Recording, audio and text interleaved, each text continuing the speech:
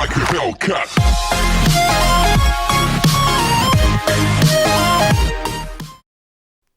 Hello and welcome back to the channel where at last I have recovered from illness, I am able to speak without splurting out my guts, coughing, and I am able to do a review, and it's a very, very special personal review today.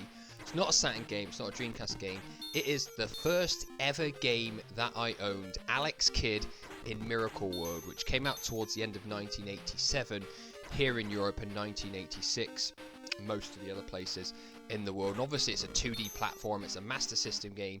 It is very old, but in my eyes it is an absolute all-time classic, and this is a review I've been meaning to do for a long time. It's one that I'm really looking forward to talking about, because to this day Alex Kidd in Miracle World is still an absolutely fantastic game.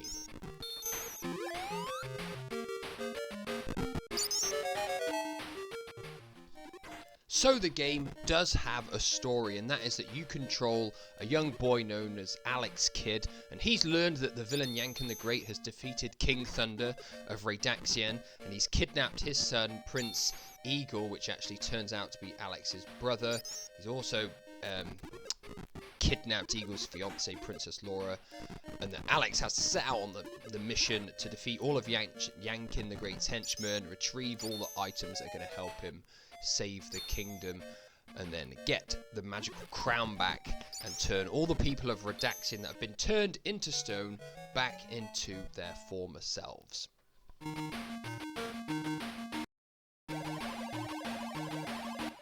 So we are going to take our standard principles for review in our Saturn games, and we're going to talk about how this game looks, how it sounds, how it plays, what kind of lifespan you can expect to get from this 8-bit platformer, and whether it is still worth playing today. Talking about how Alex Kidd looks, it's actually quite good, because I really feel Alex Kidd in Miracle World has held up so well over the past 35 years. It still actually looks pretty decent to this day. It's got fantastic colours, it's really, really bright. Being a Master System game, it's superior to the large majority of NES games that were out at that time.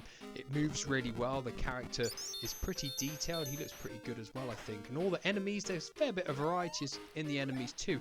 There isn't really anything negative to say graphically about Alex Kidd in Miracle World. The levels have got quite good variety in them. There's definitely a plus point for the game. We've got water levels, we've got standard levels, we've got levels where he's flying around in his helicopter. There really is genuine variety. So in the looks department, Alex Kidd has stood the test of time pretty well.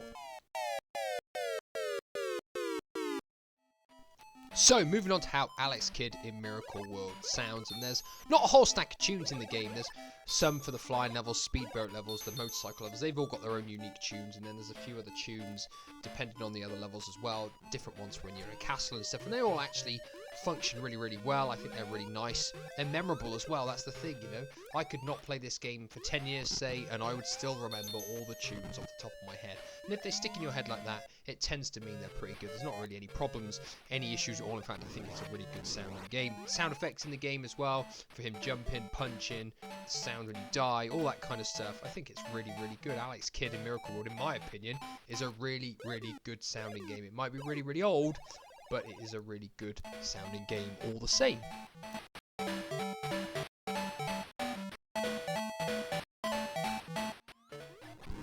So, next we go on to how the game plays, and without a doubt, this, in my opinion, is the biggest strength of the game. It's very simple. You move your character around, you've got a punch button, and you've got a jump button. Now, Alex has access to a variety of items that can give him the ability to shoot fireballs, he can float, he can also shoot out little miniature versions of himself with one of the power-ups to destroy enemies. He can ride a motorcycle, he can ride a speedboat, he can ride a helicopter, he can ride he can even swim, I should say.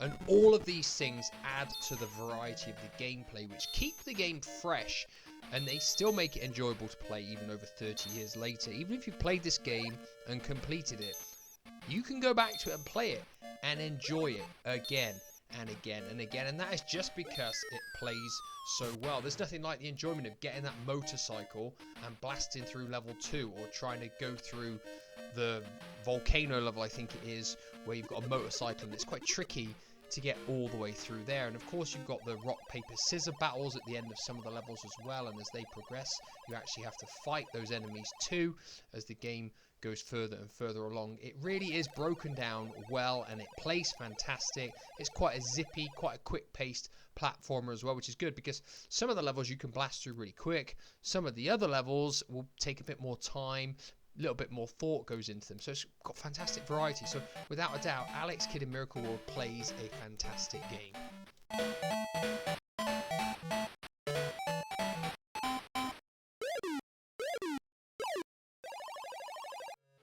So of course we need to talk about the lifespan next, and the game's got 17 levels, and it'll probably take about 40 to 45 minutes to play through if you can do it from start to finish. Of course, there is not much chance that you'll be able to do it first time you play through it. You will have to play the game quite a bit because there are certain items in the game as well you need to pick up to be able to complete the game properly, so you may even need to look those up if you want to do it pretty quickly. It is a bit of a challenge, I'm not going to lie. Alex Kidd in Miracle World isn't the easiest game around, and of course games that came out back then had to have a bit of a challenge to them to give them that replay value, because if you completed it straight away there'd probably no enjoyment going back to play it over and over again.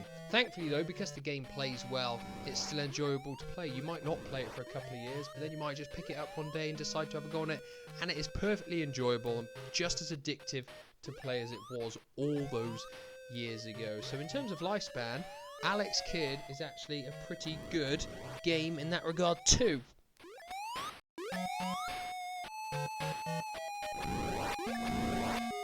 So of course this leaves us with the final question: is Alex Kidd in Miracle World still worth playing today? And without a doubt the answer is a bona fide yes. The game is still as enjoyable as it was when I first played it in the Christmas of 1990. Obviously I got it a few years after it came out, but not a lot, and it was a fantastic game to play then now as a little kid, and it's still perfectly enjoyable and still great to play now. It still looks appealing, it's bright and colourful, it still sounds fantastic, I still love the tunes, I still love the way it plays.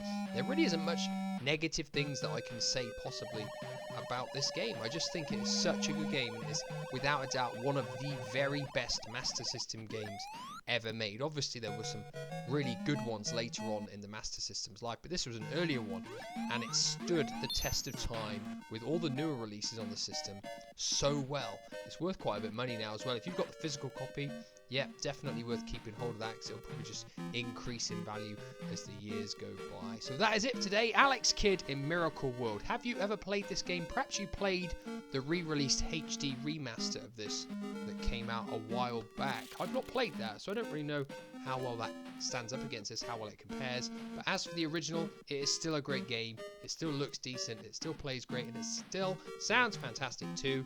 Let me know your thoughts on this game down below, and as always, I shall see you again soon for another review. Goodbye for now.